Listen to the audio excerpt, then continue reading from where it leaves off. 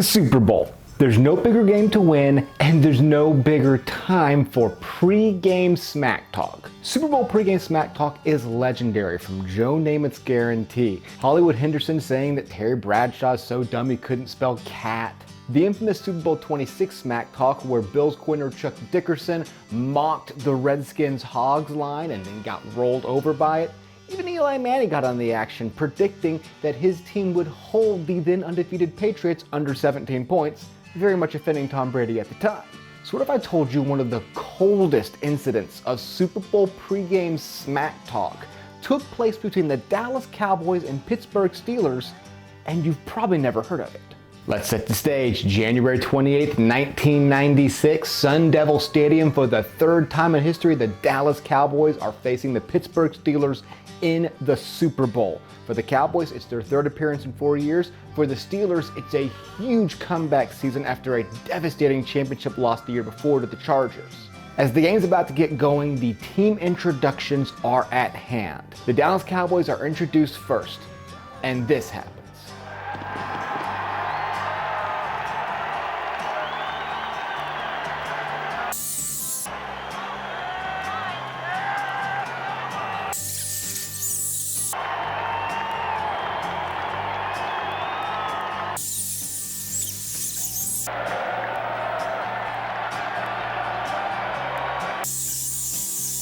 That's right, for over 2.5 minutes, the Cowboys' defense, special teams, and backups meander out of the locker room at a sluggish pace, barely interested at all in what's happening.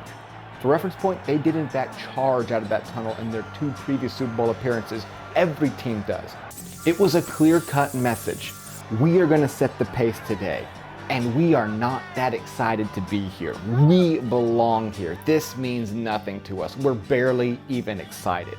It encompassed the entire swagger of that team. And it's crazy to think about with how strictly scheduled a Super Bowl is, that you could just take a situation that's supposed to last for around 12 seconds and push it over 2.5 minutes. You had to know that the guys in the booth are scrambling. What's going on? We're gonna have to bump commercial times. We have to bump the coin toss. Are we even gonna kick off on time? This is pretty tightly rehearsed stuff. So why don't we remember this? It happened on the field. It was so completely encompassing of who that team was. Well, there's 3 main reasons. One, from what I can find, they didn't talk about it. This was not leaked to anybody in the media beforehand of, hey, watch, we're doing something before there. So there's no write-ups for it. I've looked through all the newspaper articles. No one even seems to mention this. So you only see it if you watch the game. 2, the announcers never talked about it. And that's probably because this game was on NBC. Because of the rights expiring with CBS, Fox not really in the picture yet, NBC ended up airing all 3 Cowboys Super Bowls. If you don't know why that's significant, NBC was the AFC station. They had been that way for decades. The NBC was AFC. Don't tell him the AFC champion will just be a Super Bowl sacrificial lamb. And at the time, the AFC had lost 11 straight Super Bowls to the NFC. This wasn't just a hate the Cowboys thing, this was a hate the NFC thing. The folks at NBC truly had a mountain to climb. The best football was in the NFC, with the Cowboys, the 49ers, the Packers, back in the 80s, the Redskins and Giants and Bears. That's where all of the action was, and they slaughtered the AFC year after year, 11 straight wins, most of them devastating blowouts. So they just weren't in the mood for it, honestly. You can watch the broadcast and really just feel them saying, come on, win one AFC, win one for us. So they just weren't gonna talk about how, hey, isn't it funny that the Cowboys don't even care they're in the Super Bowl again? And the third reason is because of really the outcome of the game. The Cowboys were 13-point favorites in that ball game, and most people thought it wouldn't be that close. This game, however, was very, very interesting.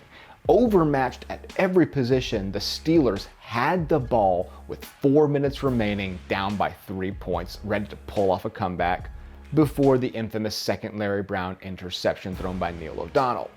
So because it was so tight, because it truly was a nail-biter to the end, this idea that the Cowboys could just swagger in and take the game, well, was proven wrong. In fact, you could say that some of that cockiness probably led to them nearly being stunned.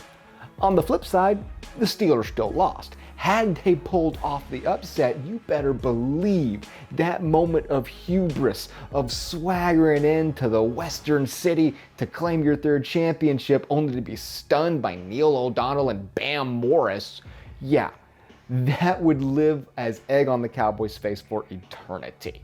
So because the outcome wasn't what most people expected, it fell into this weird middle zone, the cockiness didn't really feel warranted, but it also wasn't mockable.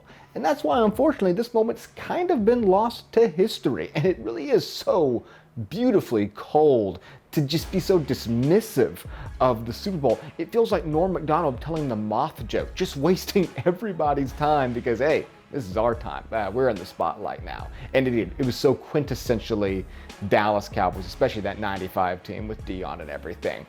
So remember that moment. Try to pull it out. Let's try to bring it back, get it on some rankings and stuff, because I think it's worth talking about, and it's one that people should remember. If you ever doubt how spoiled Cowboys fans were back in, January of 1996, I vividly remember watching this game, at our church chili cook-off. Cowboys t-shirt on, it might have been a Troitman shirt, I don't even know. Fired up, I'm so excited. My team wins the Super Bowl. I mean, as far as I was concerned at that point, my team won the Super Bowl every year pretty much. The only exception was the year before when it's like, oh, well, we got one game away. On the way out of the church, there were guys literally griping, saying, I can't believe it was so close. I cannot believe it was so close. And this was Assemblies of God Church in Sherman, Texas. They weren't gambling on the game. They hadn't lost money because of the point spread. They were truly just upset that the game had even been competitive. So yeah, in January of 1996, Cowboys fans were style pointing Super Bowls. They were mad that they weren't winning 38-10 and it was 27-17 instead. So maybe that's why we've had all this coming.